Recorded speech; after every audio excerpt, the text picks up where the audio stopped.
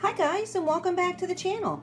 Today I'm getting ready for National Bird Feeding Month. It falls in February each year, and we are going to do a month's worth of bird-related activities with Trinity. At least that's the plan. This is part of our plan. As you can see, it's a backpack from, it says Georgia State Park and Georgia Public Libraries. It's a joint program that they do, and you can check it out of your local library for free. At least you can here in Georgia. And I am going to go ahead and show you what's inside. Now these items, 1, 2, 3, 4, are the main part of the book bag. And it includes, as you can see, a Georgia Trees and Wildflowers Identification Field Guide, Georgia Birds Field Guide, and a Georgia Wildlife Field Guide, and a pair of binoculars. We'll show you those in just a second. The other thing that I got, which may or may not go with the backpack, you have to ask for them separately because they do rent them out separately, is a park pass. Now these park passes get you into the state parks for free. I've talked about them before. You can see here's one for the historic site. Normally there's a fishing one too, but I didn't get that one because we don't need it. And we have a guide to all the Georgia state parks and historic sites, and here is the parking pass, which as you can see is still valid. So we're going to go ahead and open up the binoculars next and give you a peek at those. As you can see, oh, Oscar, you want to get in the video, Oscar? I love you, Oscar. There's Pablo. They're watching Mama. Okay, as you can see, these are from Trailworthy, it says, is the brand on here. And they are 5 by 30 magnification with rubber grips, center focus, carrying case with belt strap, lens cleaner, neck strap, and professional quality optics. But it's really, in my experience, more suited for children than adults. But adults can use them as well, of course. When you first open up the box, it looks like this. You hear that whining noise? That is Oscar trying to get on my lap. You cannot get on my lap while I do this. I'm sorry, Pooh. Pablo, do you see this? Do you see what this fool is doing? Oscar, you're going to have to wait. But anyway, here is the carrying case, and we'll go ahead and open it up. See if I can do this one-handed. Not very good at that. There is the little cleaning cloth, and this is what they look like. And see, it says Georgia Public Libraries. And again, you can check these out with your library card for free. So not only can you get into the park for free, you can also, you know, have a backpack and these binoculars and field guides, access to them for free as well, which makes it really handy for what we're going to do, which is watch some birds. I just want to show you what the field guides actually look like. It's not in book format. It's more of a glossy brochure. It's laminated, which is a good thing. So you won't have to worry about it too much when you're on the trail. You know, if it gets misty rain or you accidentally spill something on it, you can just wipe it off. It's that kind of material. You can see it shows all the different shorebirds, which is probably what we will run into. These guys, we see them a lot. The ibis, wood storks, they're really common around here, and the different egrets, and the gulls, of course. And then we've got, like I said, one for trees and wildflowers and one for the wildlife. Now, as you can see, I also got a ton of other stuff while I was at the library, and we'll give you a peek of that in just a moment. We are doing a lot of citizen scientist stuff with Trinity, and if you look in our video library, you'll see some of the citizen scientist videos. It's an extension of what we were doing with her with the Georgia Park System, the Florida Park System, National Park Service, and the Bureau of Land Management. They all do different programs, junior ranger programs, where they hand out badges and certificates and things like that, and have different little educational books and projects that the kids can complete. So we've been doing that kind of stuff with her, and these books just kind of fall in line with it. The Birdwatcher book is not a field guide. That particular one has different projects that you can do with a child, teach them how to make a bird collar, bird bath, use plaster of Paris to make bird tracks, you know, casts of bird tracks, I should say. And we also got this science fair project book to do some more science projects, and I'm sure you've seen those types of videos in our library as well. Now let me go ahead and show you some of the birding related, other birding related books that we got at the library the other day. Now these are just some of the titles that we picked out. There's a book about owls, marshes and swamps, wetlands area, which we have a lot of, And then you can see a book specifically about Georgia salt marshes. Then we've got this veterinarian book. She has expressed an interest in being a veterinarian when she grows up, and we've been talking to her about what she needs to do if she wants to be a veterinarian. So we got the kitty version of that kitty book. Then we have these other ones. They're not so much educational. They're just about, you know, birds in general, like this one, The Life of a Wood Thrush, and it's more animated and geared towards kids, like Penguin Dreams. We have Watching Water Birds, and there's another field guide type book about birds, and then this one back here about Mama Penguin and her baby. So there's kind of a mix between educational, fact, and fiction, and we think that she'll enjoy those. And then in addition, I also got some winter books, as you can see, about snow and the holidays and things like that we think she'll enjoy when she's here. Now this isn't bird related, but I also got these while I was there. Usually the library goes through their old magazines and they stick them in a bin, and you can pick them up for free. And I like to do that because I will use them for craft projects with Trinity. She can cut pictures out and do decoupage or glue them in her scrapbook or whatever it is that she wants to do.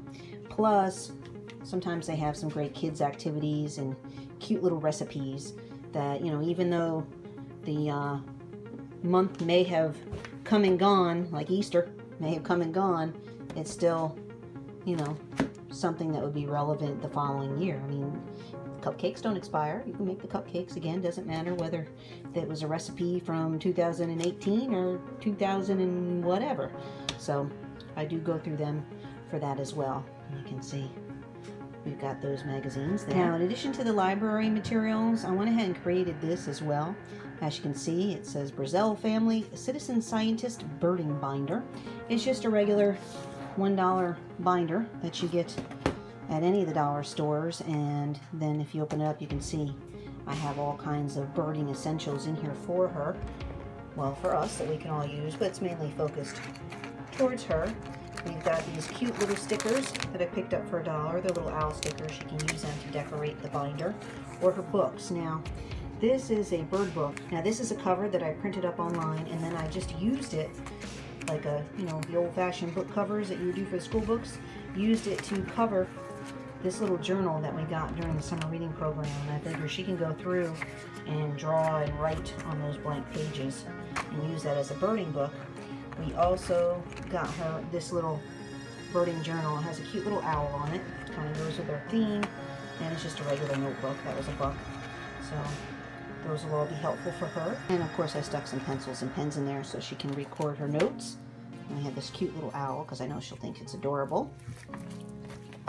And then in here, the part that I'm covering is actually our password to get to a eBird app, and I'll tell you a little bit more about that in a minute. And you can see has a little bit of information about citizen scientists, different resources that you can use. This website, if you want to have free science resources for your kids, is very helpful. It's called SciGirls. It's part of PBS Kids. And you can go there and get all kinds of handouts like what you see here. You can also participate online in different citizen scientist projects for free. Basically, you're just going outside and counting how many birds you see and recording what they look like and where they were and what they were doing. You can also monitor frogs, squirrels, different plants, all kinds of stuff. And so you may want to go on there and check out the different programs that are available in your area.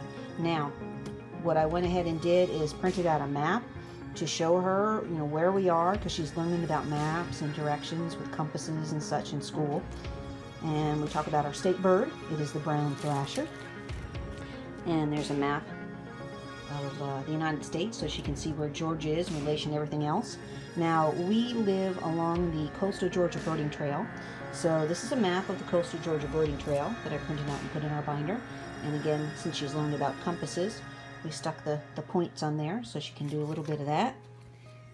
These are all worksheets that I got from different sites like the Audubon Society, Cornell Lab, and they are all helpful for beginner bird watchers. This is a checklist for birds that you can find along the Coastal Georgia Birding Trail. This is how to identify birds in your field notebook. It shows you the different parts of the bird so she can learn about that. And then here's a sample one where she can go in and answer questions herself. These are lists of how to, again, identify birds, the basics, and different resources that you can use for kids, different bird field guide books that they recommend, different bird watching tips. Then we have this one here about making a field mark checklist. Here's tips on how to identify a brown thrasher, and again, all of this came offline. We printed out a coloring sheet for her so she can color a brown thrasher. Now this is something that we are going to be doing. It happens every February. It's called the Great Backyard Bird Count. Anybody can participate in it. It's through, as you can see, the Audubon Society, Cornell Lab, and Bird Studies of Canada. And basically, like I said, you're going outside and recording what your observations are using this little app, and then scientists use it to track the migratory patterns of birds. There's a Christmas bird count, there's this Great Backyard Bird Count, Project Nest Watch, a whole bunch of different ones that the kids can get involved in. We just happened to choose this one because it happens in February and it gives us time to prepare Trinity for the count. Now, this data form goes with the count information. It's just a basic form where you're observing the time, the temperature, the day of the week, what bird you saw, what the bird was doing. Here's the back of that sheet. And then here's additional information, like I said, that I got from those different websites. Here's information on how to make a bird feeder, what size dimension holes you need, which birds like which particular feeders. Here is instructions for Michael so that he can make a birdhouse with Trinity. We've got that there. He's made a few of them before with her, but we haven't worried about the dimensions of the holes to fit the different species. But now we do have that. That's what that chart is. We have information on creating your own nature journal, which is what those little notebooks are for. And then we have some fun stuff. She likes Mad Libs, so we have bird-related Mad Libs that I threw in there. And she can do a bird poem. She can look up information about different biologists and other animal-related people. And here is information about sketching birds. You want to draw them, and sheets that she can use to do that. See, picture of the bird, name of the bird, other information about the bird. This way she learns about different species in her own backyard. And then we have this sheet here, which is all about, again, watching the birds. These are other home handouts that we got that are all about listening to the bird sounds, making homemade suet, which we're going to do with her, making pine cone bird feeders, we're going to do that, and different sites that you can go on to look at videos and listen to audio clips of different birds to help identify them. We also printed out some backyard bird bingo cards because she loves her bingo, so we have that. We have bird-related math problems. There's an alphabet code, and you solve them, basically solve the math problem, then use the alphabet code to answer these questions about birds. And of course we have bird jokes, because she likes bird jokes. She thinks they're funny. We have a bird board game that I'm working on making. I printed this off online. You can get lots of blank board game forms and then make up your own rules, so we have that. This is information on how to graph what you learn about birds. I don't know if she's ready for graphing yet, but we just threw some columned paper in there. We figure we'll let her give it a try. We also have a sheet that helps her learn about birds and at the same time get familiar with how to use a dictionary. And information on how to use a thermometer so she can use that to record in her nature journal what temperature it was when she saw the birds. And of course we also have some craft projects. There's this one that goes with the Wise Old Owl poem. You're basically making a paper bag puppet. I know a lot of you out there have probably done those before. And I have the paper bags in there. And then we have some finger puppets. I have ones that I'm going to make with her out of felt. And then we also have some paper ones, and these are the templates that go with that. This one's kind of like a pink flamingo, I think, but the ink was starting to run out. So now it looks kind of like a grayish purple flamingo. But anyway, that is her birding binder, and we will use that during the month of February as we go out and check out the birds.